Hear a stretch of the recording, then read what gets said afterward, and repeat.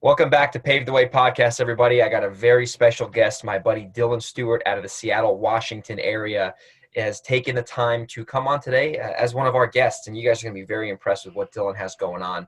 He's doing a lot of big things at a very, very young age. So if you're listening to this podcast and you're a young investor, make sure you listen to this more than once and take notes because Dylan's going to drop a lot of value. So Dylan, thank you so much for coming on to my show today, buddy.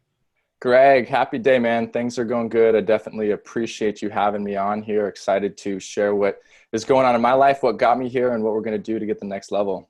Absolutely, brother. Really, really excited to have you on here. So let's kind of begin with, how we begin every show. So would you mind telling our listeners a little bit about who you are, what's your background, and how you got started in this business? Because you're super young. You want to share with everyone how old you are before we get going? Yeah, so I'm 19 years old, located up here in Seattle, Washington. Been investing full-time now for over a year and a half. And so a little bit of my background, definitely have just been very blessed the way that I've been raised, the way my parents have just instilled so many great things in me. One thing I think that definitely has given me so much opportunity is my parents have given me the flexibility and the openness to go and try whatever I want. So throughout high school, well, my first business was actually selling chicken eggs. And so then while I was throughout high school, I've tried a little bit of everything. I had done network marketing. I've done door-to-door sales. I've done e-commerce. I've done social media marketing. Let's see, I think that was pretty much it. There was a few other things I'm sure in there and nothing really just stuck.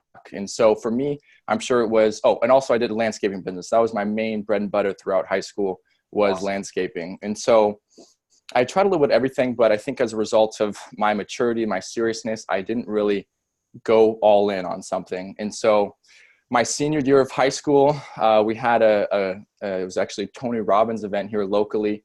Went to this event and he brought in all these different speakers, and there was a great salesman on the stage there, and he was upselling for their $1,000 3-day weekend course. And I was there with my family members. I was like, oh man, I want to go to this. I'm like, real estate makes sense, and so ended up going to this 3-day event there. And within the first day, they told us the truth. They're like, all right, we're going to sell you by Sunday. We're going to sell you on a $40,000 package, a $30,000 package, and a $20,000 package. And so at this boot camp, I was actually able to bring a family member or a friend, and I brought my dad. And my dad actually used to be heavy in the real estate industry, and so I knew that real estate was a possibility. But at this time, we went to the event, he was no longer active investing, and so of course, my dad's sitting there. He's like, "Man, I can teach you everything that they're gonna really sell you on." And I'm like, "Yeah, I know you can, but I want to learn from a system. I want to learn from what these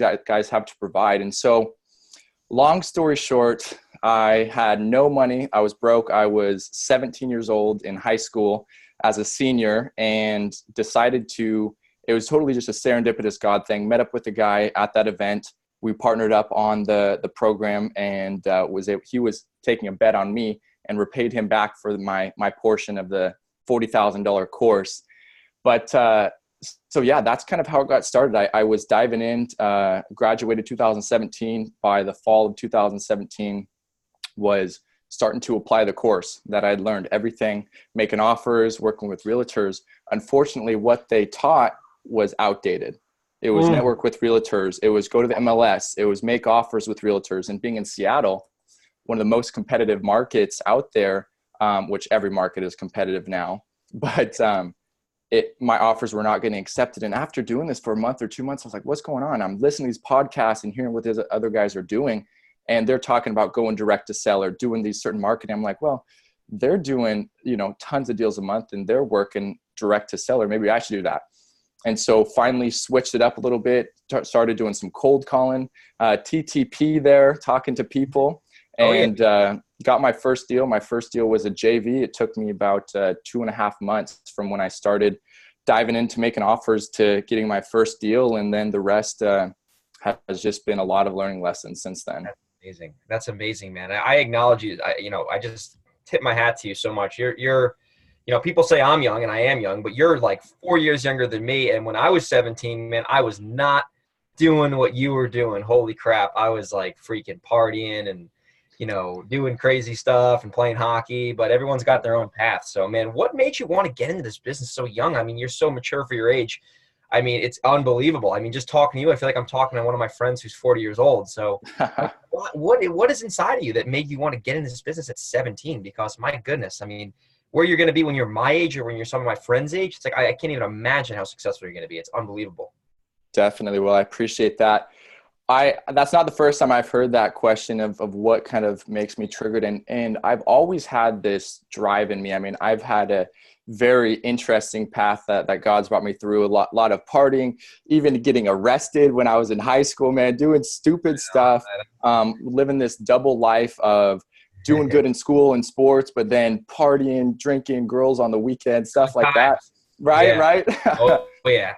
But while I was still living this double life, I had this ambition in me. I would still get up early. I would go to the gym before I would go to school. I would read books. I would do little mastermind classes in entrepreneurship. And I just kind of started to figure out this whole separate world aside from the mainstream, right? And so I knew I wanted to be an entrepreneur. My parents were entrepreneurs. And so I knew it was possible, right? And so yeah, just really started diving into personal development. I think for me is I had an idea of the lifestyle I wanted. My biggest core values are quality relationships, impact, and time and financial freedom and flexibility. And that last one really stood out to me. And so I needed to find an industry and essentially a vehicle that had the capacity to get me where I wanted to be. And me doing all these other businesses I had done, they necessarily didn't have the capacity to get me where I wanted to go. So I knew I needed to be in a little bit bigger ticket items, something that was tangible. I wanted to talk to people, and I wanted to eventually start creating that passive wealth through real estate. And so when I had got introduced into kind of the investing world, I was like, okay, this does have the capacity. I do want to work on it. I don't want to bet on a college degree. I want to bet on my ability to provide value and connect with people. And when I'm sitting across the table right now, I am virtual and we can get into that. But when I was here local, going on appointments, meeting with sellers, they never really asked what my age was, even though I looked like a kid and still do. You look like a little brother. Right. But it was, having the confidence and the capacity to say, okay, I know what I'm doing. I'm learning, I'm studying, I'm developing myself. I know what I can provide. I'm here to help you. And these sellers didn't really care who I was, what I looked like, what age I was. They wanted their problem to be solved. And I think that's the most important thing. I love it. That's amazing, man. I tip my hat to you because that's super impressive, man. You're 19, so you can't even legally drink yet. You have to go up to Vancouver to drink. Is that correct? I do. Yeah. Vancouver and Mexico, only legal places for me. Oh man, you're making cash that's so incredible, man. I'm so excited for people who are younger that are listening to this, and I'm also very excited for people who are listening to this who are older than me, who's hearing like this is the new generation. These are people coming up, the young guys, and I mean, if people can follow what you're doing, especially at this young of an age, it's unbelievable. And that's why when you originally reached out to me, you were very cognizant of like how to approach somebody, how to respect their time, how to provide value, and your way of communicating is very, very transparent, and it's very authentic. So every time you reached out to me, I had no problem spending as much time as I wanted to with you, because I knew that you were coming from a good place and you're a good person, and I can tell that by the way that you communicate. So man, you're a great dude to follow, and I'm really, really happy once again we're on the show. So enough with that. We know you're young. We know that. It's got to beat that one into the ground now. So let's get into the tactics. This is a tactical show. So you're obviously up in the Seattle market. I'm in San Diego. These are competitive markets. What made you decide to go virtual? Because, people, fast forward to where Dylan is now, he's buying a lot of properties in the Midwest. So what made you want to go into a virtual market? Because I do the same exact thing as you, actually. So why did you decide to do that? And what are some things that you're doing to have success in those markets? Right. Yeah, that's a great question. Well, it's probably not the first time you've heard this, but people talk about virtual so much. They think it's sexy. They think it's cool. Everybody wants to be a virtual investor, and it's great. You talk about this a lot, Greg. There's pros and there's cons. I think virtual, first of all, is a mindset. One of my core values in my affirmations that I say every day is I have the ability to connect and build relationships with people over the phone and convey my value that I can provide through the phone. And I think if you can learn to convey the value that you can provide, build trust and rapport with people over the phone, you can be virtual anywhere. I can be virtually wholesaling here in Seattle, right? And so every day you need to be crafting your skills to, I just got off a 35, 40-minute phone call with a seller, and we were barely even talking about the house, right? Because we're building trust and rapport. And my guys are actually going on an appointment right now. We're going to get a contract for a house right as we're speaking. And it's going to be great. But yeah, so virtual. Anyways, I get off track. I talk a lot. Good, man. So I was investing for about 8 months here in Seattle and went to a networking event trying to get more plugged into the industry. And investing here locally was okay. And I want to address kind of one of my pitfalls that I had was just not taking enough action. I want to kind of touch on that for a second. Is just this, everybody hears this cliche stuff, take action, do this and that. I was focusing more on how to run a business. I was working more on the business than working in the business. And so my deal flow in Seattle was not as consistent as it could have been. And so I was kind of looking for other opportunities. And I knew I had to look in myself first and say, what do I need to do to tweak this? Because I know I can make it work anywhere, right? But that aside, went to a networking event and actually met my current business partner at that networking event. And we just hit it off. He's 26 years old, a young entrepreneur, and he was already going virtual. And I was really attracted to this model that he was kind of already dabbling in. And so we started to kind of network more. We want to do some deals together, fill each other out. And for going virtual was appealing because I wanted to travel anywhere and be able to do deals, right? Closing deals in Mexico when we were there a few months back, right? It's a good feeling. But secondly is the reason we wanted to go virtual too is the Midwest markets provide great cash flow. We are in the St. Louis, Missouri market. We are also in Illinois, Western Illinois. There's a lot of investor activity going on there. And so for us long-term, the returns that we can get on rentals are so much higher, right? I mean, when I'm here in Seattle making $500,000, $800,000 cash offers versus in St. Louis, most of it's under $100,000. Yeah, I love those deals. But the rental income is much higher. And so for us, the home values were a little less, which building homeowners selling their house over the phone was a little bit more comfortable to them. And then secondly, the long-term vision of cash flow was very appealing to us. Awesome. So the Midwest, so you're in the St. Louis and the Western Illinois area. So what are you like, what does your average deal kind of look like? Before we get into some marketing stuff, what are your exit strategies? Are you closing on these properties? Are you assigning them? What are you doing to generate revenue in your company? Yeah. So right now we mainly wholesale. We've done some contracts. Are you closing at all, or are you just assigning?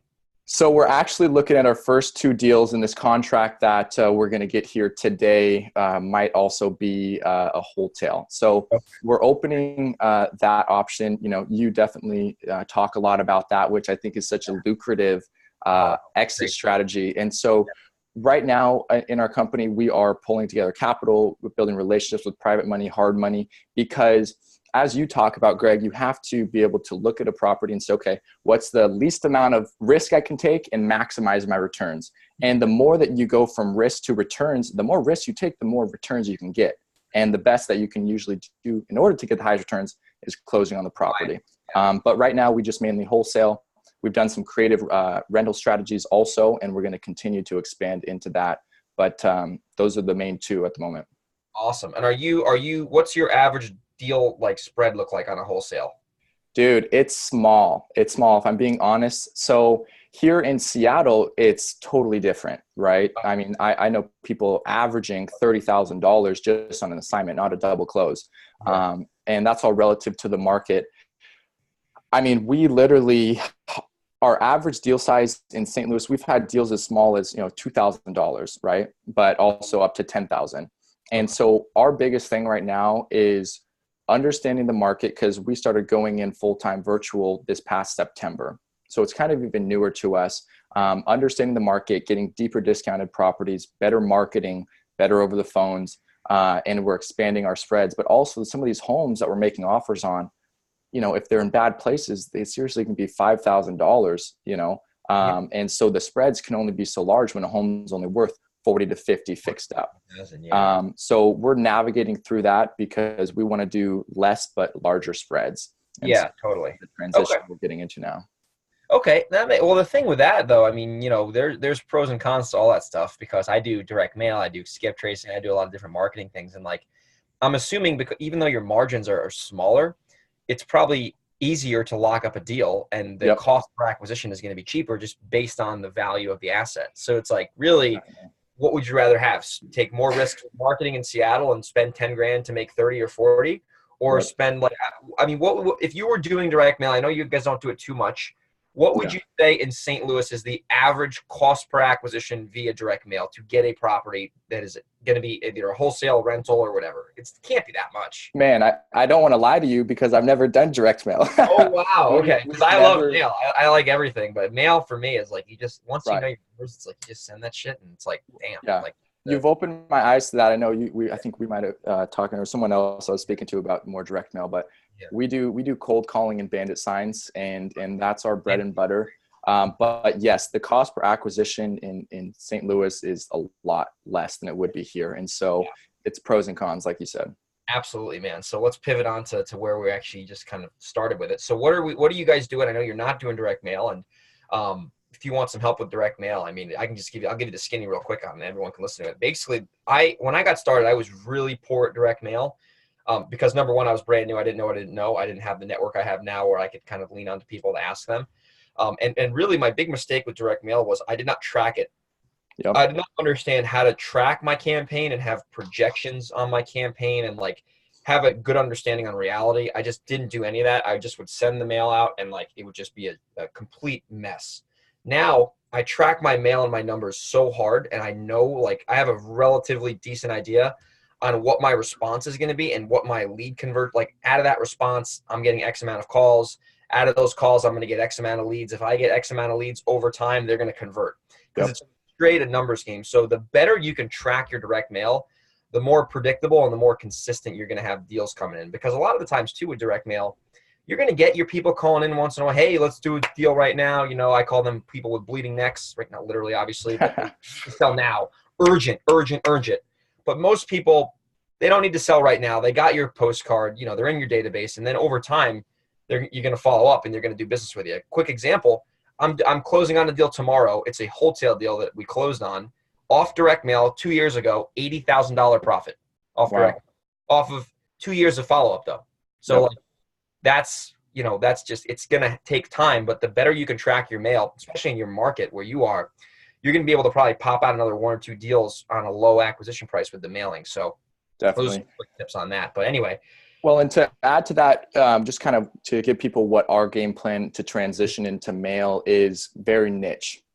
So we're going to be transitioning into mail, I'm sure, in the next few months, just as another opportunity. But also, don't break it or don't try to fix it if it's not broke. Right now, our cold calling and bandit sites are doing great. So we're going to continue to master that before introducing something new. But when we do direct mail, it's going to be very niche to a high targeted quality lead or prospect potentially, and not mass. Absolutely, man. That's another hit it right on the head there. The niche lists have, what do they say? The riches are in the niches or whatever. So, hey, that's the first. I like that. I have to write that down. My buddy Billy Alvaro says that. So, I mean, Billy's a beast. Yeah, he's a beast. So anyway, so let's get into. So what are you doing right now? I know we kind of emphasized it a little bit. What are you doing to generate some leads now? You mind going a little bit deeper into what you're doing with cold calling and bandit signs, and how can people take what you're doing and apply it in their own business? Certainly. Yeah. So I'll try not to bore anybody too much, but where we kind of failed starting out going virtual is we were working about 70% on the business and 30% in the business. Okay. And it messed us up. We weren't doing enough deals because we were thinking too big. Right. And that's where you got to get the action. And so now we're about 70% in the business, 30% on the business. And so our marketing right now is kind of in this weird phase for about 1 or 2 weeks where we're slowing down before speeding up. But our two main marketing streams are cold calling and bandit signs. Okay. So right now we're putting out about 50 bandit signs a week in Western Illinois. I know that's a very small amount. I know people are putting out 1,000 a week. And I was doing that when I was doing bandit signs, and it worked like a charm. It all depends on where you are. and that's the crazy part. I was putting out a lot more here in Seattle and getting such low return. Yeah. But for our team size, we have a team of about 6 people, and Right now, all we need is 50 a week because we're doing deals on these bandit signs. It's in a unique area, but it makes sense. And so we're going to continue to increase that. Right now with cold calling, we have a virtual assistant. He's in the Philippines. He's a rock star. We do a lot of training with him. He does the lead generation. Okay. He's not closing deals. He is just cold calling these sellers through the Mojo dialer. And we use need to skip for skip tracing, get the phone numbers. There's also batch skip tracing. There's Spokio, Ben Verified, some other resources to get the phone numbers to call these people. And so he's calling about 3 hours a day for us. And he's generating quite a good amount of leads through that. Right now, that's what we're doing is slowing down before speeding up. We're pulling more public records, where the code violations, the evictions, the probate, the divorces, the inheritance. Those are the records we're in the process right now of pulling. And what we're hitting a lot of is vacant list. We're hitting vacant lists. I think it was you who even shared with me the can't clothe or find motivated sellers now. That's the list we're doing a lot of. We're doing a bit of pre-foreclosure and absentee. And so those are the lists that we're cold calling, and we're getting good ROI with that. And, and so that's what we're doing. The leads are getting generated from our cold caller about 3 hours a day. And then I'm bringing them home. And then we have a boots on the ground guy to get photos and stuff like that if we need. That's awesome, man. That vacant list is killer, man. I just locked up a deal yesterday. I'm conservative, but on this deal, I'm going to be optimistic. $100,000 plus profit deal. Boom. I love it. Obviously it's got to get closed first, but like home run deals are on those lists. Not every deal is going to be, not every house is vacant on that list, but you will get deals on that list where you will make big time money if you can exit these properties correctly. So I appreciate you sharing all the stuff you just shared, man. You just gave everyone a fire hose of information to act on here. So, your cold calling lists, you're generating signs consistently. And obviously what that's doing is it's giving you consistent leads to then make offers on. So in terms of your boots on the ground situation, I'm guessing your partner, your real partner is in Seattle with you or on the West Coast with you. So do you have guys, how many people do you have in your markets to actually go to these properties to make sure that the sellers, say that the property is in good condition? Who's verifying that? Who's selling your properties? Like, how are you dealing with some of the logistics that comes with running a business virtually? Yeah, it's tough. It is tough. So we're fortunate enough to have the people that we work with us. I know there's virtual models where you're joining up with different wholesalers, and when they have time, they're going and locking up these contracts, or realtors. And we're dabbling in that right now, but we have a total boots on the ground guy. He is our eyes and our ears with everything. And so all he simply does is that's the lead flow. Gets it cold called, lead gets generated. I handle it. I build as much rapport and understand as much about the property before he goes out and sees it. We schedule appointment. Our boots on the ground guy gets the photos of the property and then uploads it into our Google Drive. And then I analyze that. And then I call the seller back and lock down the contract. And so correct, on the phone. Yeah. So yes, we have an integration with Podio, right signature, but we use DocuSign and some other stuff. It's all the same. And so he does not do any negotiation. He is incredible, has a great personality. So if the home is owner occupied, I get text calls all the time. Oh my gosh, he's so nice. He's great. And he really helps kind of solidify the deal. And so if you have someone who's getting photos virtually for you, make sure they're just a good person. I mean, that's one thing that we care about is we want someone who is going to serve these sellers and care about them, even if you're just getting photos of the property, because every sequence within a transaction is so key. You need one to have the other. And so our boots on the ground guy goes, gets the photos. When we get a property under contract, if it's owner occupied, we have him at every single walkthrough there. If it's vacant, we still try to have him at the walkthroughs just so we can get feedback from the buyers. But if he can't be at the walkthrough and it's vacant, that's fine. We'll send buyers through on a lockbox there.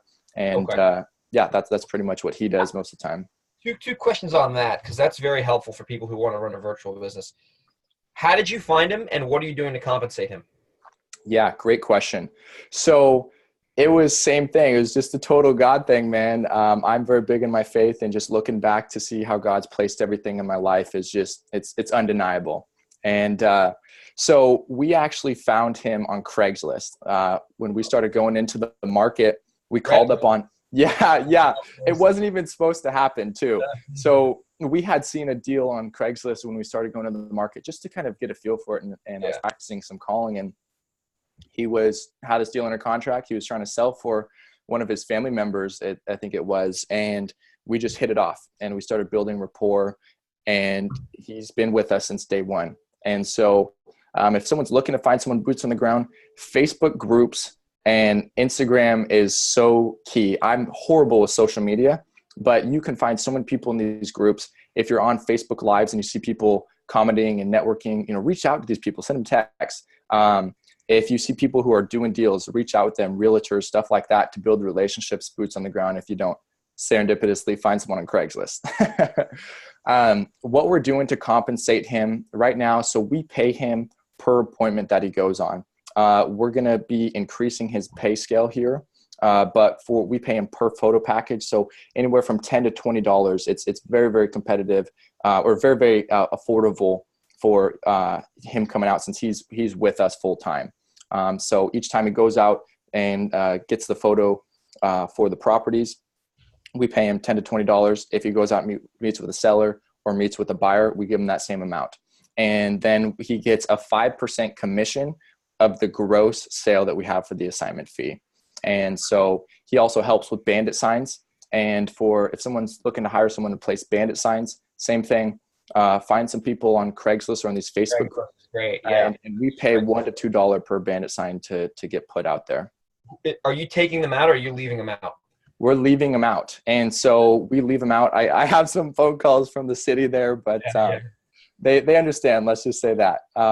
We use Simple Crew to track everything. If someone's doing bandit signs, I don't care if you're doing them yourself or if anybody else is doing them. Simple Crew keeps track of them all. Absolutely. And it's funny you said to take it out. Me and my buddy Devin, I'm actually doing that deal. We're going to make 80,000 on I'm partnering him on it.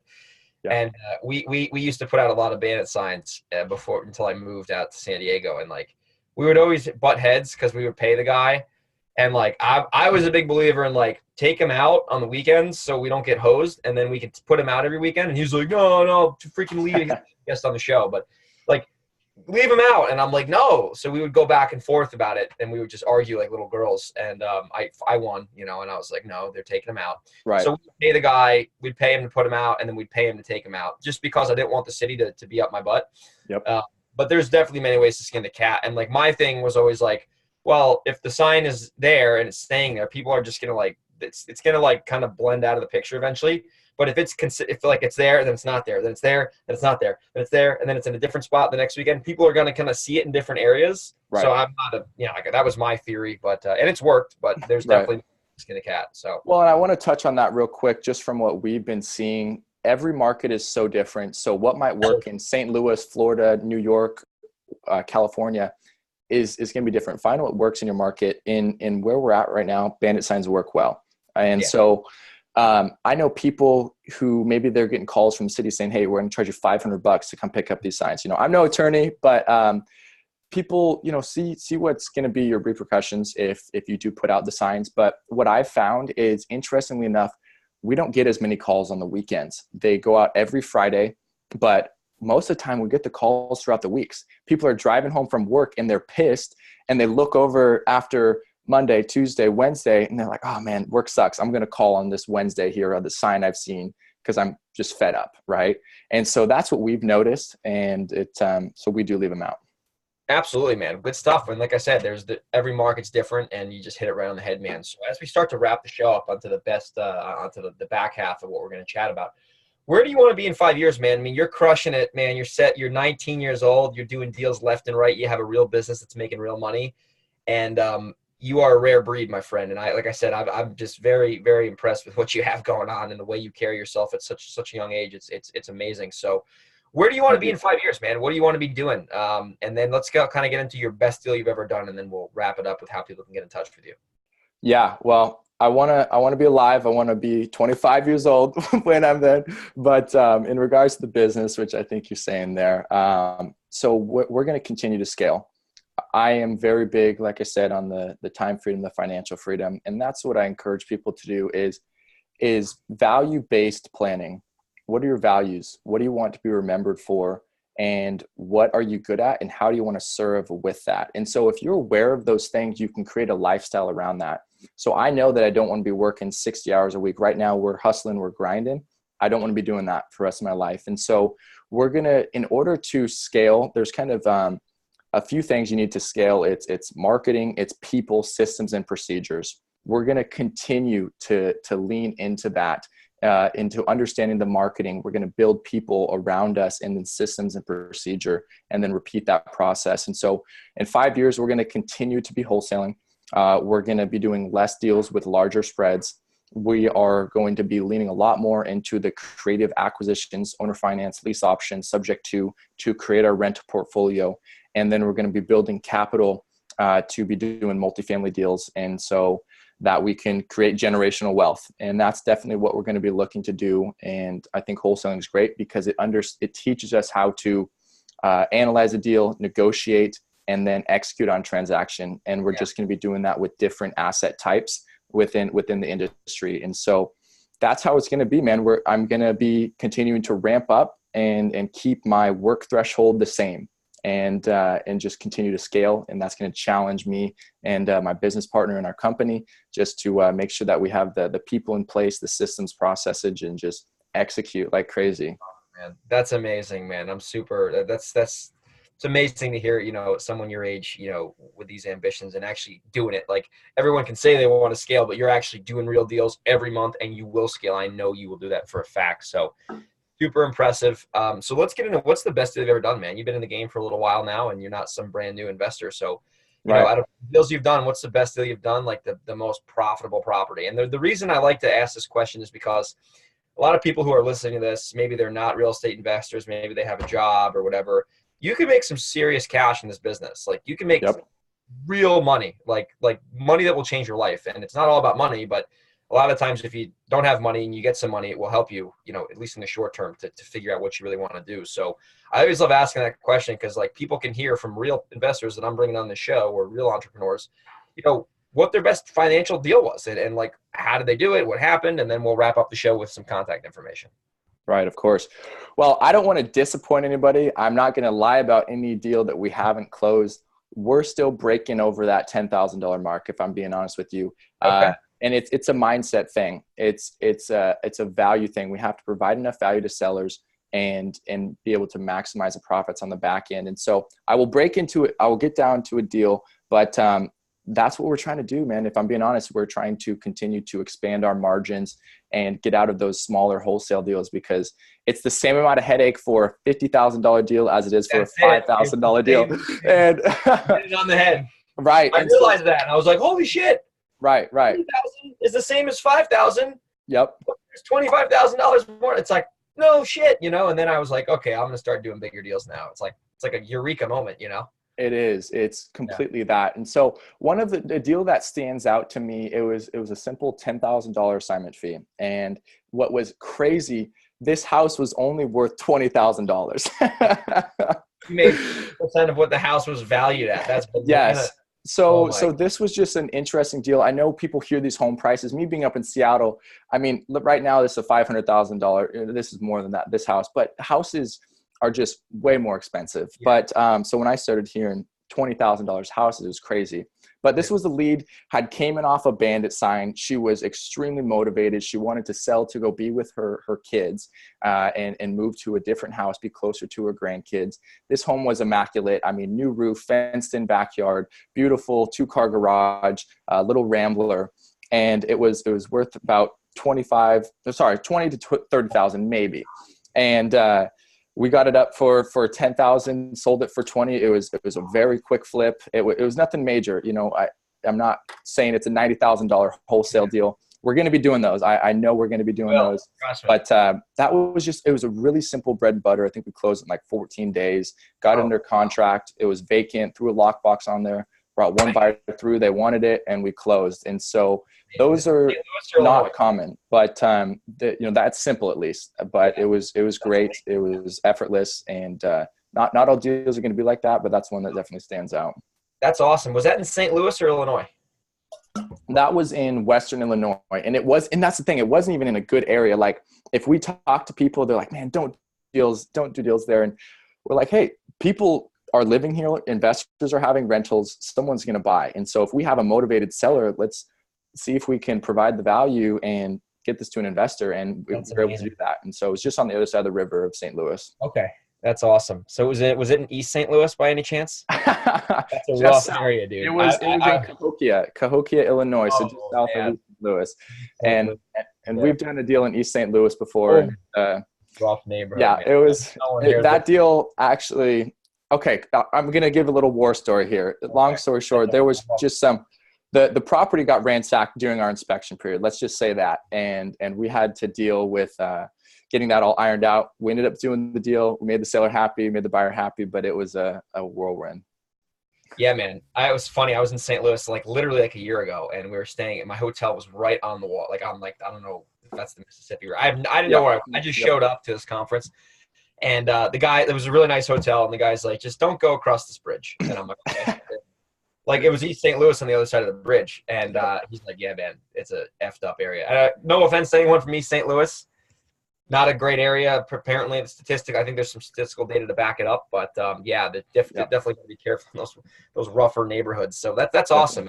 The key there you brought up is you added value to the seller and solved their problem. That's why you got compensated. So, Dylan, man, you have provided a ton of value. I think people listening who are young are just drooling after this episode, and they're like, man, if he can do it, I can do it. And I can say that's very true. It doesn't matter how old you are. It matters how good you are, right? How much value can you provide to the seller? And the skills that you have now are probably, you probably have more skills in business than most people who are older because they just haven't done it yet. So really at the end of the day, it's all about experience. And whether you get started at 17 or whether you get started at 47, doesn't really matter. You just got to get your reps and you got to get your experience in. So, man, if people wanted to follow you, if they wanted to connect with you, maybe they wanted to do a deal with you, what would be the best way for people to get in touch with you? And I'll make sure to put that in the show notes.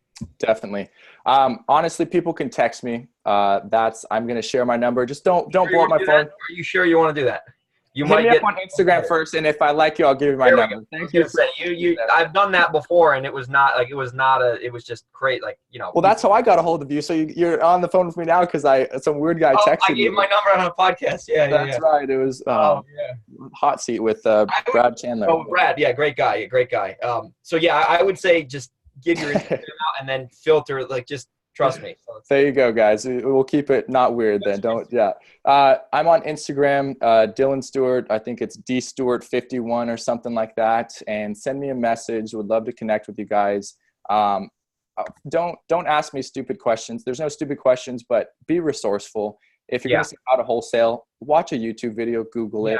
But if you want to connect and network and exchange value like this, then let's talk. I'm always willing to talk, but make sure you've Googled it, YouTubed it, and then reached out to me.